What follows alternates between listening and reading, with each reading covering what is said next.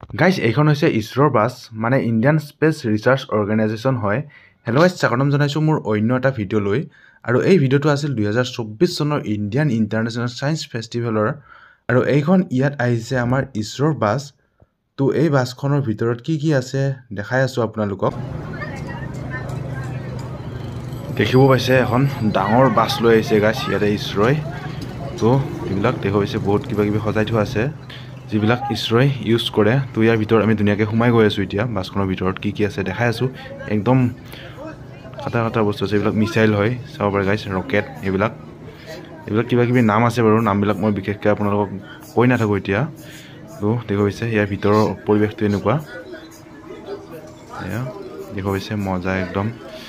কিবা যিবিলাক নেকি ইছৰোৰ ৰিচাৰ্চ ক্ষেত্ৰত ইছৰোৰ যিবিলাক মানে ইয়াতে ইউজ কৰে, ইছৰোৰ যিবিলাক কাম কৰিছে, যিবিলাক লঞ্চ কৰিছে, যিবিলাক বস্তু বনাইছে, সেইবিলাক বস্তু ইয়াতে গোটেইখিনি বস্তু আছে গোটেই বাছখনৰ ভিতৰতে। মানে এইবিলাক দেখা পাইছে, এইবিলাক যিবিলাক আপোনালোকে নিউজত দেখি থাকে বা পেপাৰত দেখি থাকে। তো সেই বস্তুবিলাক ইয়াতে লাইভ দেখিব পাইছে। এইবিলাক অৰিজিনেল হৈ গৈছে, এইবিলাক পূৰা অৰিজিনেল বস্তু হয়। এইবিলাক শ্ব' কৰা হৈছে জাষ্ট আপোনালোকক দেখুৱাবৰ কাৰণে। এইবিলাক ময়ো ধুনীয়াকৈ ভিডিঅ' কৰি আনিছোঁ গাইজ।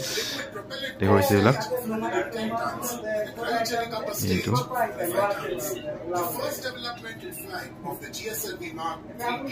আৰু এইটো চন্দ্ৰত যোৱাৰ দৃশ্য হ'ব পাৰে। এইটো চন্দ্ৰত যে গৈছিল।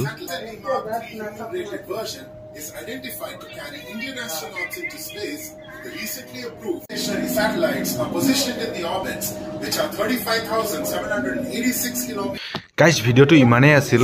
ইছৰোই ইউজ কৰা বাছখন আপোনালোকক অকণমান দেখাব চেষ্টা কৰিলোঁ, যিহেতু আমাৰ ইণ্ডিয়ান ইণ্টাৰনেশ্যনেল ছায়েন্স ফেষ্টিভেলত আহিছিল 2024 চনতে।